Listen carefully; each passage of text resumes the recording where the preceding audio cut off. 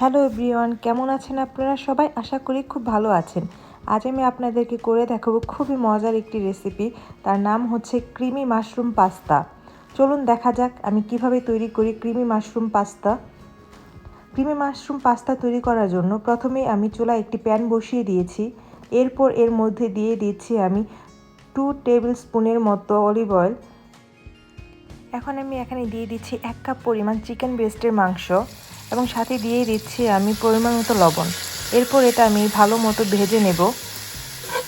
তো আমার এখন মাংসটা ভাজা হয়ে গেছে। মাংসটা আমি এখন একটি পাত্রে তুলে রাখছি। একই পাত্রের মধ্যে আমি এখানে দিয়ে দিচ্ছি 2 টেবিল চামচের মতো বাটার।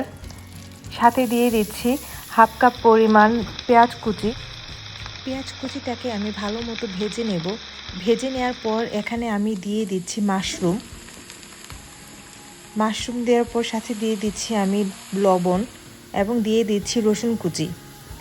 এগুলো একসাথে আমি ভালো মতো ভেজে নেব। এখন আমি দিয়ে দেব হুইপ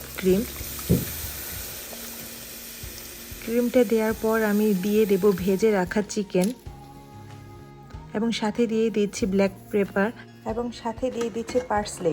এটা যদি আপনাদের কাছে ফ্রেশটা থাকে আপনারা ফ্রেশটা ইউজ করতে পারেন। আমার বাসায় ফ্রেশটা ছিল না, এর জন্য আমি ড্রাইটা ইউজ করেছি। এবং এরপর আমি এখানে পাস্তাগুলো দিয়ে ভালো মতো নাড়াচাড়া করে নিচ্ছি। এই তো রেডি হয়ে গেছে আমার খুবই মজার একটি রেসিপি। আপনারা বাসায় একবার ট্রাই করে দেখবেন, খুবই মজার এই রেসিপিটা। আর আজকের এই ভিডিওটা যদি আপনাদের ভালো লেগে থাকে তাহলে প্লিজ আমার চ্যানেলটাকে সাবস্ক্রাইব করবেন।